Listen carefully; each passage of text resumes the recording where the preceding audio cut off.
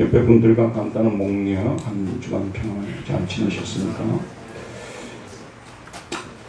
네, 오늘 제목은 네가 환난을 당할 때라는 제목입니다. 어떤 사람이 나의 진정한 친구인지를 알려면 환난을 당해보면 압니다. 내가 환난을 당하기 전에는 내 주변에 모든 친구들이 좋은 친구들로 생각됩니다. 하지만 내가 굳은 일을 당하고 환난을 당해보면 누가 진짜 내 친구인지를 알 수 있습니다. 환난의 때에 내 곁에 끝까지 남아서 나에게 힘이 되어주는 사람이 진정한 친구입니다. 더 나아가 그 친구가 내 공경을 해결해 주기까지 나를 도와준다면 나는 그 친구를 요즘 유행하는 말이 있어요. 추앙한다는 말. 추앙할 거예요. 신앙생활도 비슷합니다. 우리가 환난을 당할 때 우리에게 귀를 기울여 주시고 우리의 간청을 들어주시고 우리를 구해 주실 수 있는 신이 참된 신입니다. 그동안 내가 아무리 열심히 그리고 진심을 다해 섬겼다 해도 내가 환난을 당할 때 나를 구원해 주지 않거나 해줄 수 없는 신은 참된 신이 아닙니다. 그런데 정말로 한심한 때가 언제입니까? 하나님을 믿는 자로서 마땅히 하나님께 도움을 구해야 할 사람이 지금까지 자신을 도와주셨고 지금도 도움을 줄 수 있는 참신인 하나님을 버리고 도움을 구해도 자신을 구해줄 수 없는 거짓신을 쫓아다니고 그에게 모든 것을 다 갖다 바쳤다면 어떻게 되겠습니까? 하나님의 입장에서 본다면 그 사람에게 너무 서운할 것이고 따지고 싶을 것이고 손해보상 청구까지 할 것입니다. 오늘 말씀이 쓰여질 당시의 시대가 정확히 이런 상황이었습니다. 하나님은 이스라엘 백성들에게 항상 신실하시고 그들을 도와주셨고 구원해 주셨지만 이스라엘은 하나님을 버리고 다른 신들을 쫓아다니고 다른 신들에게 모든 좋은 것들을 다 갖다 바쳤습니다. 그들이 다른 신들을 얼마나 성실하게 힘을 다하여 부지런히 섬겼는지에 대하여 하나님께서는 조목조목 증거를 대면서 그들을 고발합니다. 신학자들은 이스라엘이 하나님과 맺은 언약을 파괴해서 하나님께서 그들을 고소하심으로 이 부분을 언약 고소 부분이라고 부릅니다. 언약 고소. 오늘 말씀의 콘텍스트를 중심으로 하나님께서 이스라엘에게 소송하시는 언약 고소를 살펴보겠습니다. 첫 번째, 그들은 하나님과 관계를 끊고 하나님께 순종하지 않겠다고 말하면서 우상들에게로 가서 그 우상들을 정성을 다해서 섬겼습니다. 20절에 보면 내가 애적부터 내 멍에를 꺾고 내 결박을 끊으며 말하기를 나는 순종하지 않겠다. 하나님께 드릴 말씀은 아니겠죠. 나는 순종하지 않겠습니다. 모든 높은 산 위에서와 모든 푸른 나무 아래에서 너는 몸을 굽혀 행음하도다. 모든 높은 산 위에서 모든 푸른 나무 아래에서 몸을 굽혀서 행음을 했다는 그런 말씀입니다. 하나님은 이들의 이런 불충성한 모습을 보면서 그들에게 따져 묻습니다. 21절을 보면 내가 너를 순전한 참종자 곧 귀한 포도나무로 심었거늘 내게 대하여 이방 포도나무의 악한 가지가 되면 어찌 됨이냐. 하나님께서는 이스라엘을 참종자 곧 귀한 포도나무로 심었습니다. 그랬다면 당연히 참되고 귀하고 좋은 포도나무 가지가 나와야 정상 아니겠어요? 그런데 가만히 살펴보니까 요 하나님께서 심으셨던 이스라엘이 이방신들을 섬기고 있는 거예요. 온 정성을 다해서 그들에게 복을 주었는데 그들은 그 복받은 것을 가지고 이방신들을 섬기는 데 쓰고 있는 거예요. 여러분, 있는 힘을 다해서 정말 온 힘을 다해서 자기 아이를 양육을 했습니다. 아들이든 딸이든 양육을 했어요.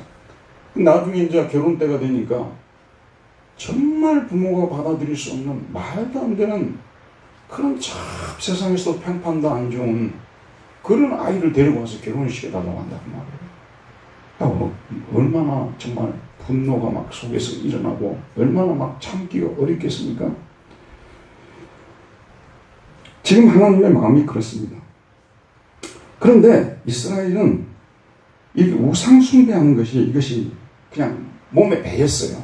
습관이 되어 있는 사람들이에요.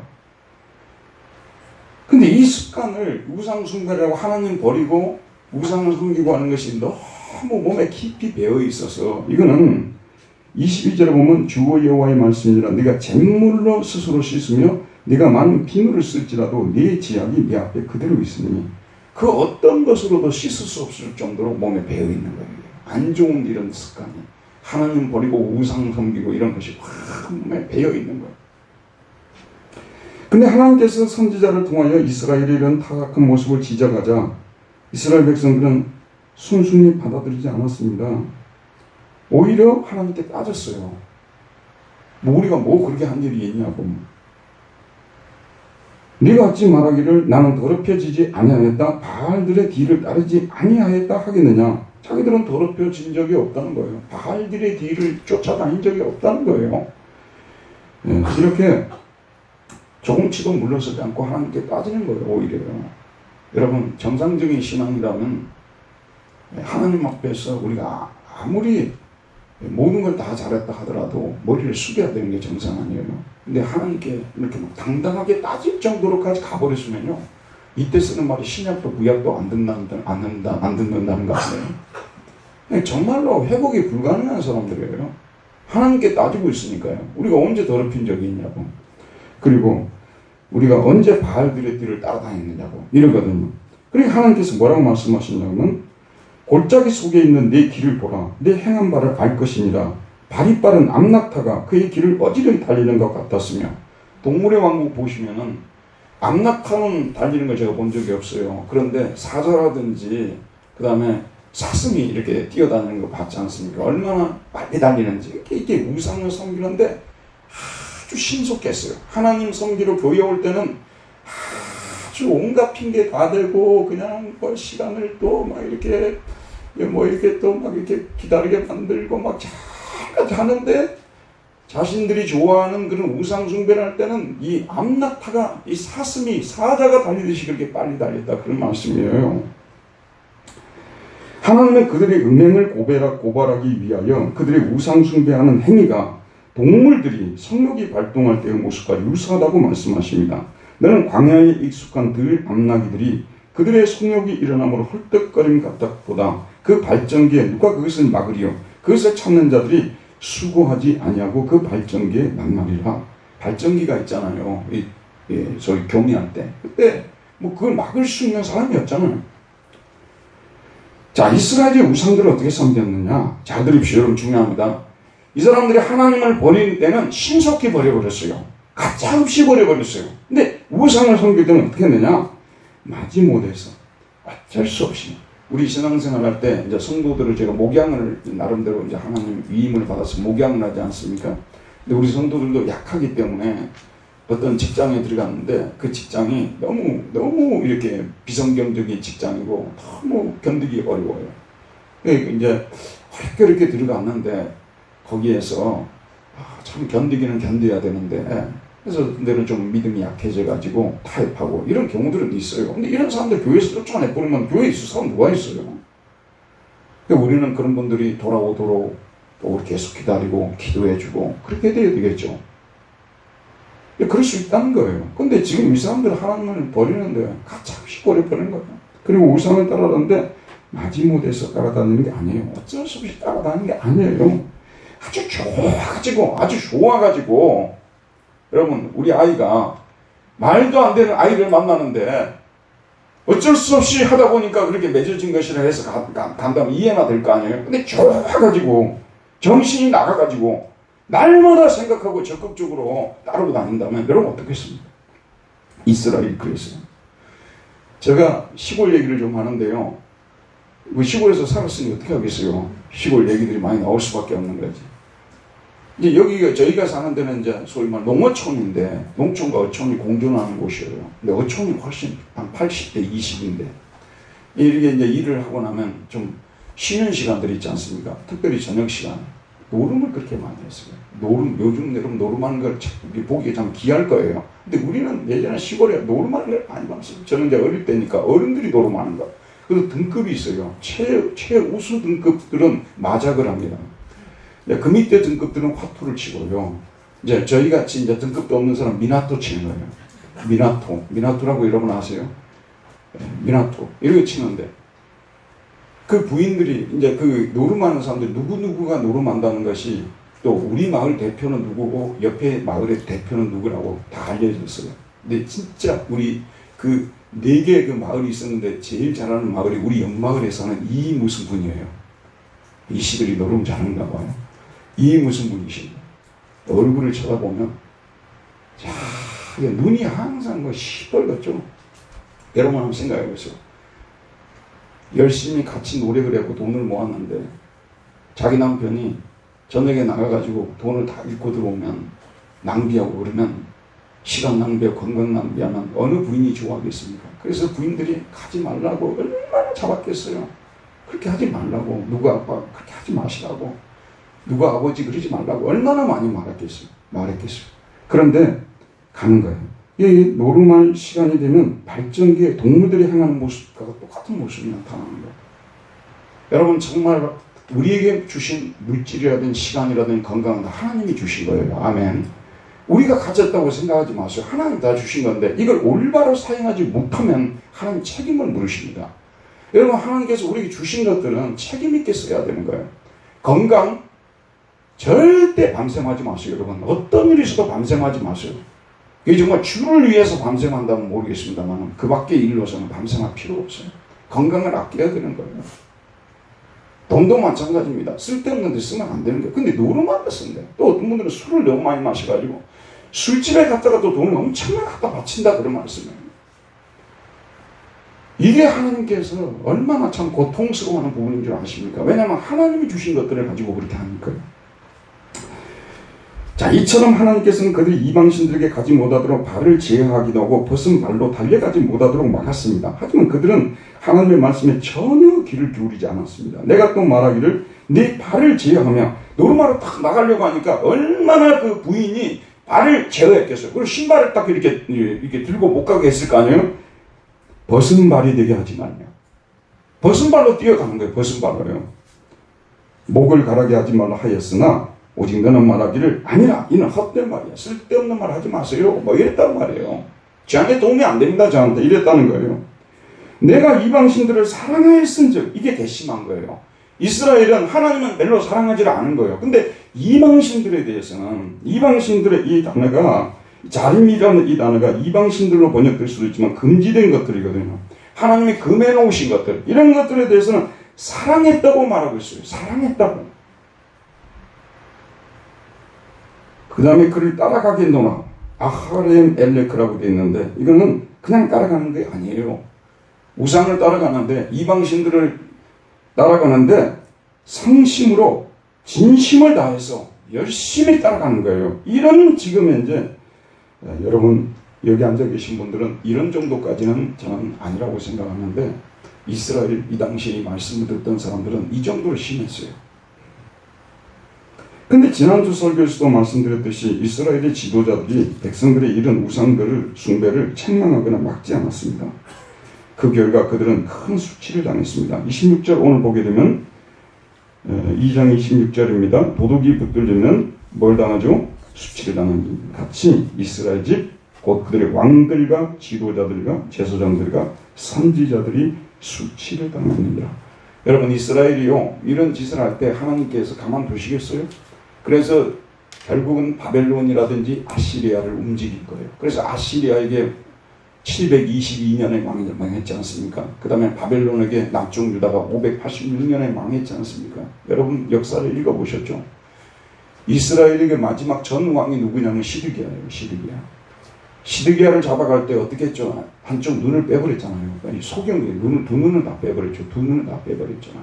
그리고 감옥에 30년 이상 동안 있었어요. 나중에 이렇게 석방이 되긴 합니다만은 수치. 잘 들으세요 여러분. 왕이라든지 제사장, 지도자들 아니요. 선지자 이런 사람들은 지도자들이에요. 지도자들은 지도자로서 하나님께서 위임한 것을 충실히 했을 때는 하나님께서 거기에 대해서 굉장히 큰 보상을 주세요. 가끔씩 제가 선교사님들이 분에 넘치게 그 자녀들이 잘 된다 그런 얘기를 제가 드린 적이 있지 않습니까? 우리 하나님께서 우리에게 맡겨진 일을 성심을 다해서 충실하게 감당하게 되면 선지자든 제사장이든 왕이든 지도자들이든 하나님께 복을 받거든요. 근데 이런 지도자들이 이 백성이 그렇게 하면 못하게 해야 되거든요. 우상숭배하면 못하게 해야 되는 거예요. 제가 여러분 설교합니다만은 설교는 딴 게 아니에요. 여러분 혹시 우상숭배면 그거 잘못된 거니까 하지 마세요. 그 절대 그거 하면 안 됩니다. 여러분은 하나님 말을 온전히 믿으셔야 됩니다. 이게 설교예요. 뭐. 10가지 설교하든 100가지 설교하든 똑같아요. 그리고 이 선지자들이나 제사장들은 백성의 그런 모습을 보면서 가슴 아파야 되고 아주 막 그냥 통분히 여겨야 되고 자기 가슴을 치면서 자기가 회개할 것처럼 해야 되고 그렇게 막아줄 의무가 있는 거예요. 근데 백성들과 똑같이 돼가지고 한 통속이 돼가지고 일심동체가 돼가지고 이렇게 죄를 짓는다는 말씀입니다. 그래서 아무리 누가 경고를 해도 듣질 않아요. 그들이 나무를 향하여 너는 나의 아버지라 하며 돌을 향하여 너는 나를 낳았다 하고 그들의 등을 내게로 돌리고 그들의 얼굴은 내게로 향하지 아니하다가 여기서 야탑에서 이렇게 가다 보면 큰 나무가 있지 않습니까? 큰 나무에게 뭐냐면 너는 내 아버지다. 네가 하나님이다. 이런 얘기예요. 또 좀 이렇게 큰 돌이 있으면 돌을 보고 네가 나를 지켜주고 나를 위로해주고 나를 구원해줄 신이다. 이렇게 하고 있어요. 하나님 편에서는 얼마나 고통스럽겠습니까? 그 등을 또 돌려버렸어요. 등을 돌려버리고 얼굴은 쳐다도 안 봐요. 얼굴은 쳐다도 안 봅니다. 이런 상황까지 되어진 것입니다. 자, 그런데 들어보세요. 이런 상황이 됐으면 환난을 당할 때가 온단 말이에요. 환난을 당할 때는 적어도 기본 양심이라도 있으면 그 우상에게 가서 도와달라고 해야 되잖아요. 자기가 그 좋아서 쫓아다니는 우상에게 가서 도와달라고 해야 되잖아요. 근데 환난을 당할 때는 그들은 환난을 당할 때는 이르기를 일어나 우리를 구원하소서 이렇게 한다고 말이에요. 이게 정말 참 너무 마음을 아프게 하는 상황이죠. 이게 너무너무 힘들고 너무 고통스러운 상황이 되게 되면 다 죽게 되었을 때는 일어난다. 쿠마라는 이 히브리어 단어 쿰이라는 데서 나온 거거든요. 정신이 바짝 들어서 일어났다는 뜻이에요. 이방신들에게로 행하던 그들의 등을 여호와께로 돌리고 이방신들을 쳐다보는 눈으로 여호와 하나님의 얼굴을 쳐다보고 그를 향하여 말하느냐 호시에노 주여 우리를 구원하여 주옵소서. 하나님 우리를 환난에서 구원하여 주옵소서. 이른다 그런 말씀이에요. 근데 이게 갑작스럽게 이러는 게 아니라 습관이 되어 있어요. 이스라엘의 그 조상들부터 이렇게 하는 게 습관이 되어 있어요. 이 사람들은요 조금 좋잖아요. 좀 상황이 좋으면 금방 마음을 돌이켜봐요. 여기 우리 분당교회 성도님들은 이제 하나님만이 여러분의 모든 상황을 아십니다만은 제가 또 판단이 잘못될 수도 있습니다만은 이 정도의 환경에서 주일 한 번도 안 빠지고 예배 나와서 예배 드리는 이건요 하나님 칭찬할 만하다고 저는 생각해요. 부끄럽지만 아멘 한번 합시다. 아멘. 사람 좀 잘 되면 하나님 안 믿으려고 하거든요. 여러분 선진국 돼가지고 소득이 높아져가지고 하나님 안 믿는 나라가 많지 잘 믿는 나라는 거의 드물어요. 그래서 저는 참 저희 교회가 이렇게 하나님의 은혜를 입었다는 것이 너무 감사하고요. 여러분 잘 될수록 하나님 잘 믿읍시다.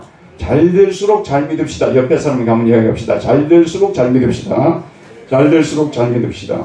사실 이게 진정한 신앙이에요. 막 힘들 때는 막 하나님 배반하고 살다가 이제 큰일 났다고 하나님께로 돌아가자. 하나님 저를 도와주세요. 이 환난에서 나를 구원해 주세요.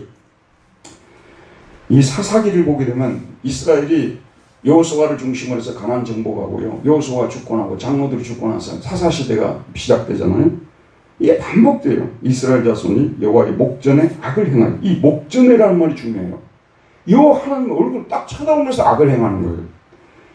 자기들이 하나님 여호와를 잊어버리고 바알들과 아세라들을 섬긴지라.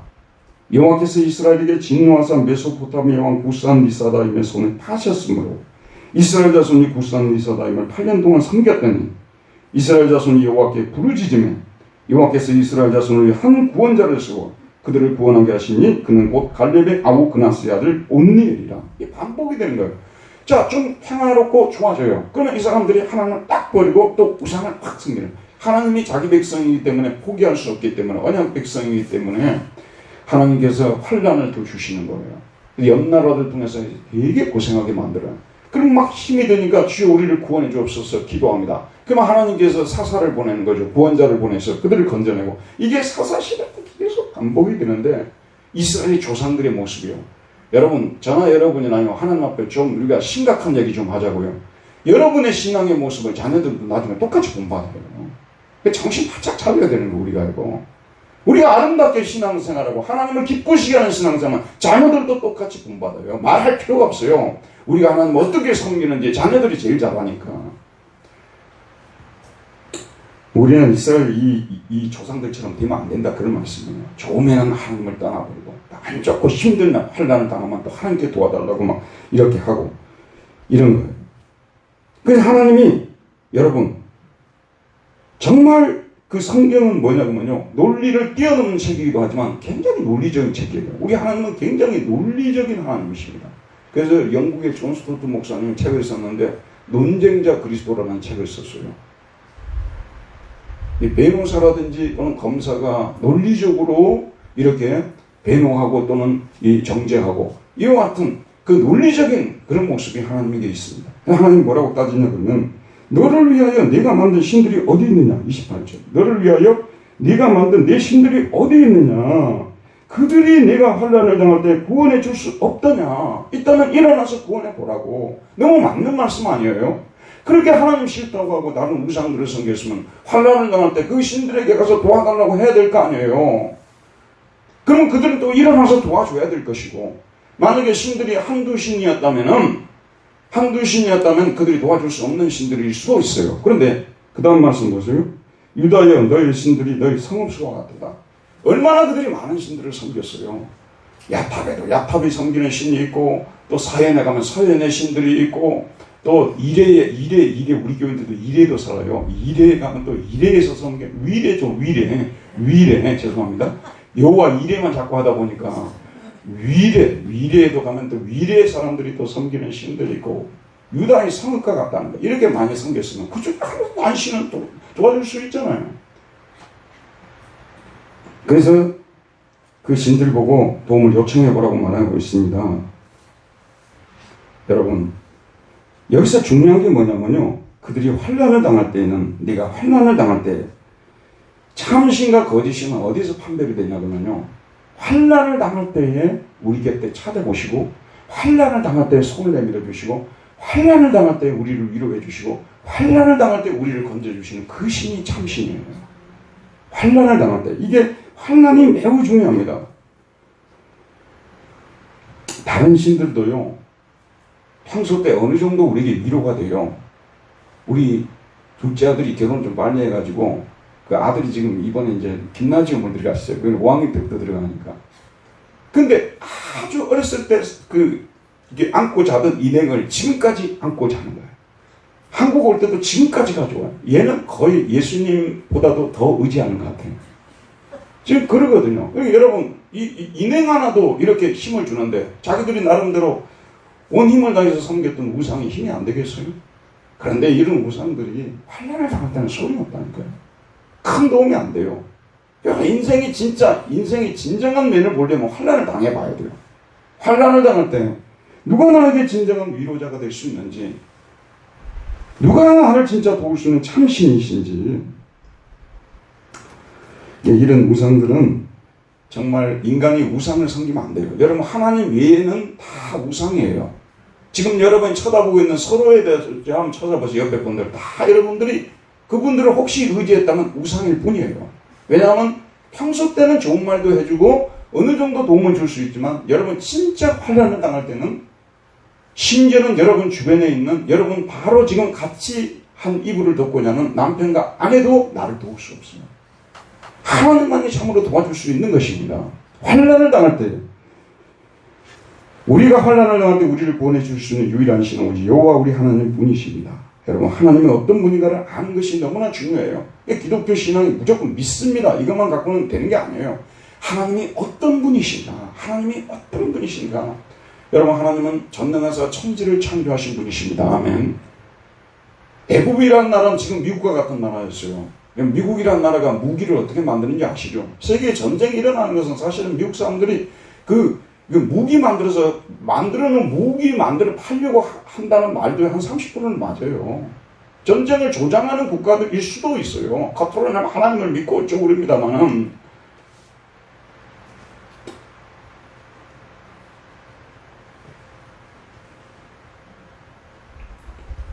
우리를 구원해 줄 수 있는 신. 그런 미국과 같은 그런 나라가 애굽 아니었어요.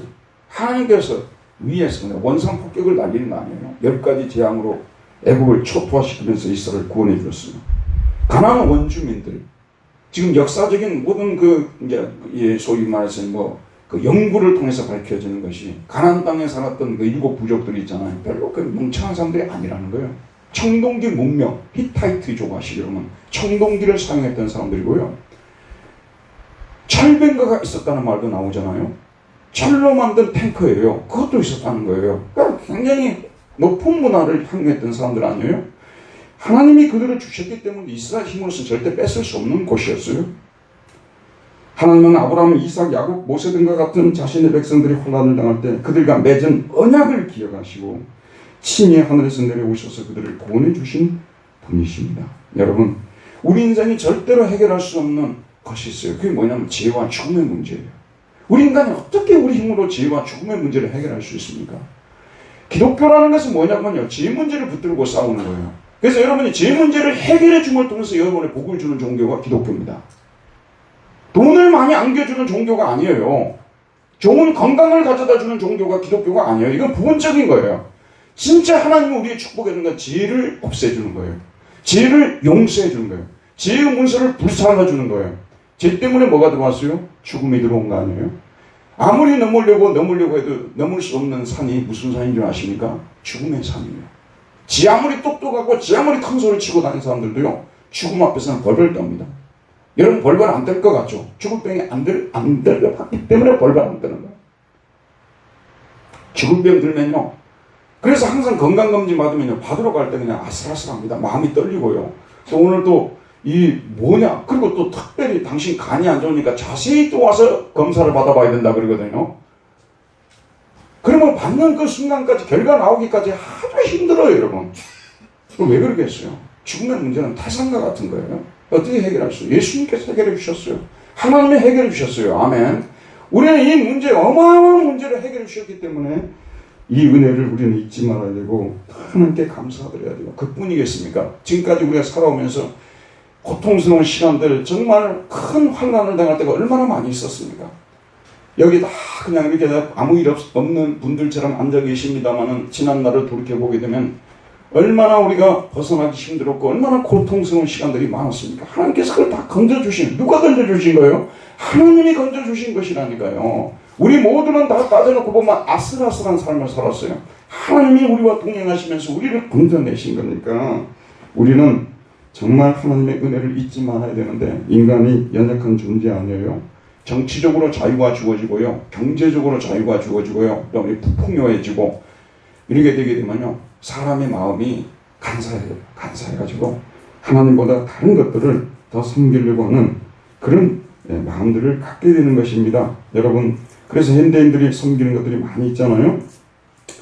우리가 몸담고 있는 가정이 우상인 경우도 많아요. 그리고 우리가 몸담고 있는 직장, 그 다음에 우리가 누리고 있는 사회적 위치, 동산, 부동산 등의 재산들, 예술활동, 문화, 건강, 인맥, 그리고 취미, 이런 것들이 현대인들의 우상으로 등장한 거예요.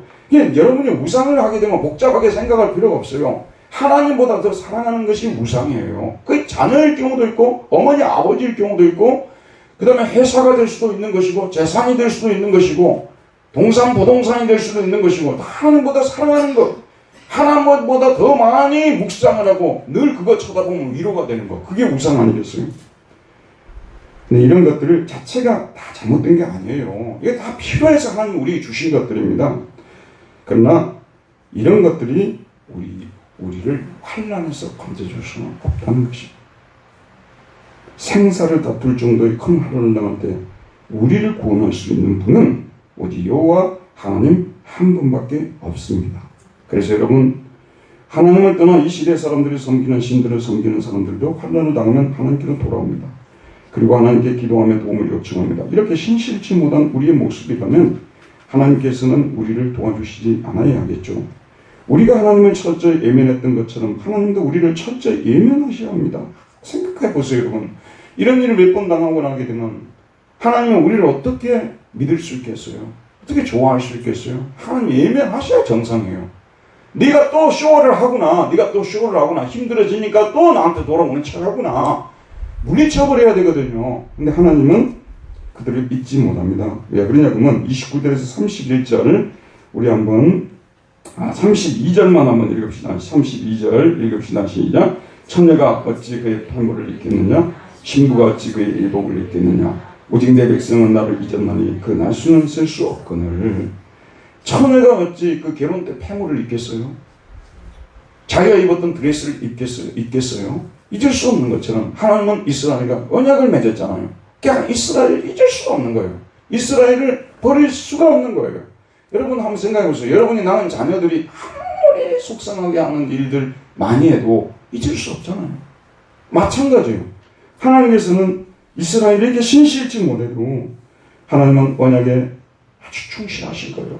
호세와 고멜의 호세아서를 보게 되면 호세와 고멜 이야기가 나오지 않습니까? 호세와 고멜 이야기. 호세아는 제사장이었잖아요. 고멜은 음탕한 여인 아니었어요. 결혼을 하라고 하나님께서 말씀하셔서 결혼을 했어요. 그랬는데 자기 신분이 창녀 아니었습니까? 그러면은 정말 이런 분하고 만나서 살게 됐다는 것이 얼마나 감사한 일인가 하면서 평생 감사하며 살아야 될 거 아니에요. 근데 중간에 뛰쳐나가 버렸잖아요. 그러면 하나님께서 뭐라고 말씀하셔야 돼요? 내버려 두라고 자업자득이고 다시는 기회가 없다고 그러셔야 되는데 하나님께서 호세아를 보고 다시 고멜을 데려오라고 하는 거예요. 그리고 다시 아내로 맞아들이고 심지어는 들어보세요. 심지어는 아기를 낳으라고 해요. 정말 저와 여러분에게 만약 그런다면 하나님 좀 기분 나빠서 못하겠어요. 이럴 것 같아요. 근데 하나님께서 그렇게 했어요. 그 정도로 하나님이 자기 백성을 사랑하신다는 거예요. 그래서 돌아오게 되면 하나님께서 그들을 구원해 주십니다. 그리고 구원해 주시면 수치가 사라지게 돼 있어요. 여러분 오늘 돌아가셨어요. 이사야 예레미야를 읽어보면 수치란 말이 얼마나 많이 나오는지. 결국 하나님을 떠나서 우상을 섬기게 되면 결론적으로 수치를 당해요. 결론적으로 수치를 당한다니까요. 결론적으로 수치를 당해요. 여러분 자식이 너무 똑똑해 보이고요. 너무 좋아 보여도요. 어디 가서 자랑하고 다니지 마세요. 혹시 안 될 수도 있어요. 그러면 나중에 수치를 당할 수 있는 거잖아요. 저보고 저는 이제 우리 아들이 늘 못생겼다고 별로 안 좋다고 했기 때문에 와보니까 좀 괜찮죠. 이러고 다녀야 돼요. 이러고 다녀야 돼요. 항상 자기 자신들 막 자랑하고 다니다가 나중에 아니게 되면은 수치를 당할 수 있는 거예요. 형통이라 말합니다. 네가 두 손으로 네 머리를 싸고 거기서도 나가리니 이는 네가 의지하는 자들을 나 여호와가 버렸으므로 네가 그들로 말미암아 형통하지 못할 것이니라. 자, 여러분 저를 보세요. 정신을 바짝 차려야 되는 거예요. 사실 21세기에 복음을 전한다는 것은요. 19세기, 20세기에 복음을 전했던 것보다 훨씬 더 어렵습니다. 그래서 제가 가르치는 학생들 또는 후배 목사님들을 보면요. 걱정이 너무 돼요. 우리끼리 만나면 그래요. 그래도 우리가 예수 믿기 좋을 때에 그래도 우리가 목사로 하나님을 섬겨야 되는 것이 큰 축복이다. 지금 현재 우리 청년들을 지도할, 우리 청년들을 이끌고 갈 그런 우리 아이들을 이끌고 갈 우리 목사님들이요. 너무 힘듭니다. 왜 그런 줄 아세요? 경제적으로 안정이 되면 하나님 믿기가 너무 어려워요. 진짜 어렵습니다. 나는 아니라고 말하지 마세요. 참 어려운 겁니다. 그런데 그렇게 잠시 우리가 잘못 판단해가지고 믿어봤던 하나님, 교회 생활 소홀히 하고요. 주일날 교회 가는 것도 가고 싶을 때 가고 안 가고 싶을 때 안 가고요. 교회 모임 별로 좋아하지 않고 그렇게 서서히 한번 가보세요. 결론이 어떻게 되는 줄 아십니까? 반드시 수치를 당하게 돼 있어요. 적어도 하나님의 언약 백성이라면 하나님 수치를 당하고 말끔끔 만드는 거예요. 언약 백성이기 때문에 사랑하시기 때문에 돌아오라고. 그리고 결론이 뭐냐면 형통을 못해요. 형통이라는 게 딴 게 아니에요. 큰 환란이 왔을 때 그걸 넘어서는 것을 형통이라고 하는 거예요. 아시겠죠 여러분? 모든 게 다 잘 되는 것이 형통이 아니라니까요. 형통은 우리 앞에 쓰나미가 다가오고 심한 파도가 다가오게 될 때 그것을 뛰어넘어가는 것이 형통이에요. 하나님께서 여러분 우리가 하나님을 떠나서 살고 우상을 섬기고 그러면요. 환란의 쓰나미 속에 우리가 빠질 때 건져주지 않는 것이. 자, 지금 우리가 무슨 우상을 섬기느냐고 지금 우리가 살고 있는 시 무슨 이런 우상을 섬기느냐 그러는데요. 제가 인터넷에서 찾아보니까 대한민국에 지금 현재 존재하는 무속인들이 20만이더라고요. 지난번 선거 때 들으니까 이 무속신앙을 가진 사람이 200만이더라고요. 200만이 지금 무속신앙을 가지고 있어요. 소위 말해서 샤머니즘. 샤먼이라는 말이 무당이라는 뜻 아니에요? 샤머니즘 섬기는 날이 200만이 200만. 그리고 여러분 보세요. 대통령 선거하는데 무당이 왜 등장해야 됩니까? 대통령 선거하는데 무당이 등장해요. 국회의원 선거하는데도 무당이 등장하고요. 지난번 어떤 그 당의 후보 토론회가 있었지 않습니까? 그러고 나니까 누구도 무당 찾아갔고 누구도 무당 찾아갔고 용암 무당 찾아갔고 저는 안 찾아갔어요. 그러고 보니까 다 찾아간 것 같아요. 제가 볼 때는. 그리고 영화 하시는 분들 있지 않습니까? 좋은 영화들 그냥 하면 될 거 아니에요? 꼭 돼지머리 앞에다 갖다 놓고 고사 지내요. 지금 21세기 이러고 있다니까 여러분. 심지어는 우리 그리스도인들 중에서도 점이나 한번 볼까 이런다면 너무 환란이 자꾸 이렇게 당하면 내가 무슨 점 운명이 어쩐가 좀 점이나 볼까 이런 분들도 우리 교인들 중에 하나님을 두려워하지 않는 세상이 이것이 멸망할 세상이에요 여러분. 하나님을 두려워하지 않으면 끝입니다. 저와 여러분이 이 정도라도 존속할 수 있는 건 아직도 우리 마음속에 하나님을 두려워하는 마음이 있기 때문에 그런 거예요. 하나님은 그를 두려워한다는 말을 다른 말로 경외한다고 그러잖아요. 경외하는 사람을 하나님 버리지 않습니다. 자, 여러분 현대인들이 또 이런 무속 신앙을 가지지 않았다 할지라도 현대인들에게 또 인기 있는 또 그런 우상들이 많이 있어요. 현대인들에게 인기 있는 우상이 무엇인가? 그것만 안 섬기면 되는 거예요. 우리는 더욱더 적어도 우리가 보수적이라고 할 때는요, 정치적으로는 우리가 보수가 될 수도 있고 진보가 될 수가 있어요. 그러나 신앙에 있어서는 철저하게 보수가 되어야 됩니다. 철저하게 보수가 된다는 말은 무엇이냐면 아브라함, 이삭, 야곱이 믿었던 그 하나님, 다윗이 믿었던 하나님, 바울이 믿었던 루터와 칼빈이 믿었던 그런 하나님을 우리가 그대로 믿자는 것이 보수예요. 보수가 딴 게 아니고요. 진보, 현대신학이라는 건 뭐냐면 그 하나님은 그때 하나님이고 지금은 달라진 세상이기 때문에 다른 하나님을 만들어 섬겨야 돼. 그게 소위 말해서 진보적 신앙이에요.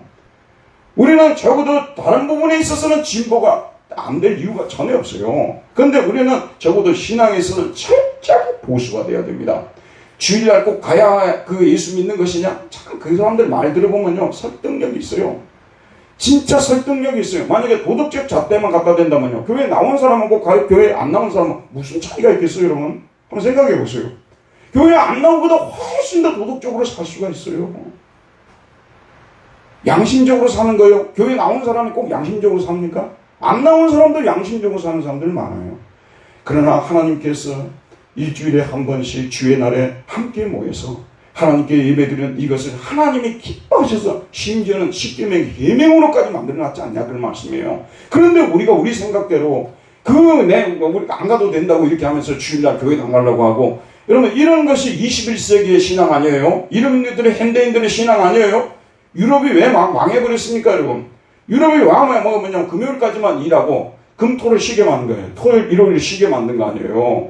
그러고 나니까 전부 놀러 가는 거예요. 그러면서 뭐라고 한 줄 아십니까? 전통적이고 보수적이고 캐캐먹고 독단적이고 무슨 신앙 고백 무슨 십계명 그래갖고 영국에서 조사를 하니까 심지어는 사제들도 십계명이 어떻게 생겼는지도 모르고 있다 그 말이에요. 이게 어떻게 정말 하나님을 믿는 것입니까? 그러니까 하나님께서 여러 가지 재앙을 주는 거예요.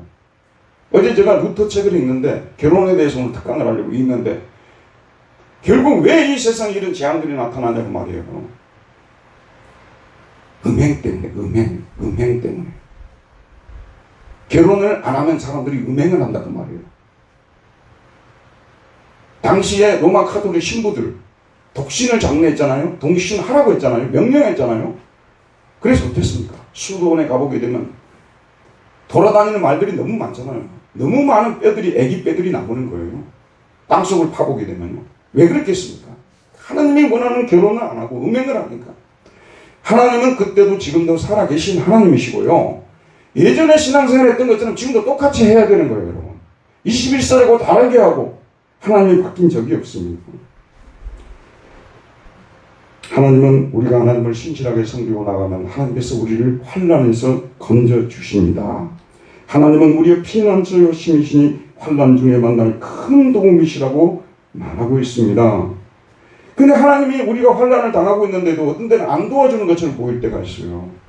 그런데 이때는요 진짜 이 사람을 사랑해서 이 환난을 그대로 두면서 이 사람을 사실은 경제적으로나 또는 그 삶에 있어서 몇 가지 벗어나는 것보다도 훨씬 더 귀한 영적 축복을 이 사람에게 주는 것입니다.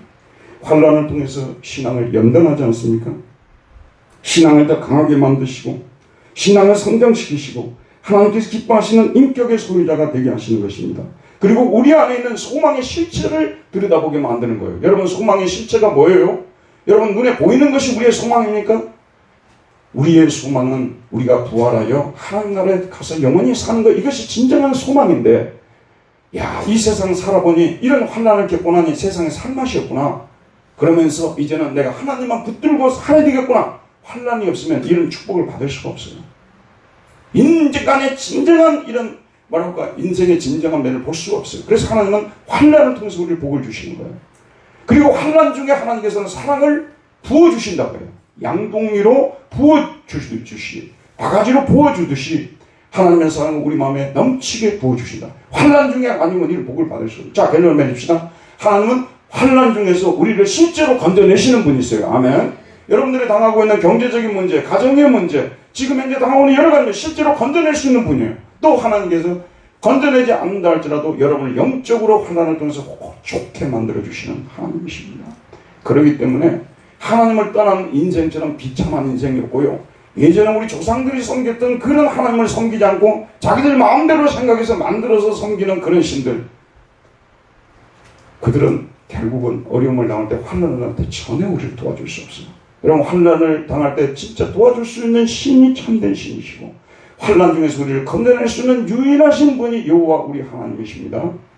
저는요, 이곳에 서는 날까지 여러분의 신앙에 있어서 하나님 중심으로 가라고 계속해서 이야기할 것입니다. 여러분, 살짝 이렇게 마음속에 다른 마음 갖지 마세요. 너무 똑똑해지려고 하지 마세요. 너무 똑똑해지려고 하게 되면요, 나중에는 어리석은 자로 수치를 당하게 돼 있어요. 적어도 신앙의 문제에 있어서는 어린아이 같이 돼야 돼요. 바보같이 돼야 돼요. 똑똑해지려고 하지 마시고, 너무 똑똑해지려고 하지 마시고, 배우고 확신한 일에 거하라고 말씀하시지 않습니까? 성경을 우리는 붙들고 성경에 나와 있고 조상들이 섬겼던 그 하나님을 이스라엘이, 자, 들어보세요. 역사를 왜 기록해 놨겠어요? 역사를 왜 기록해 놨겠어요?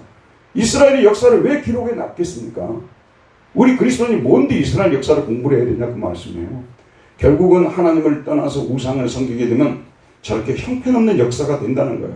그러나 우리가 하나님을 섬기고 나아가게 되면은 정말 광야의 꽃이 피듯이 하나님께서 우리 인생을 꽃피게 만드시고요.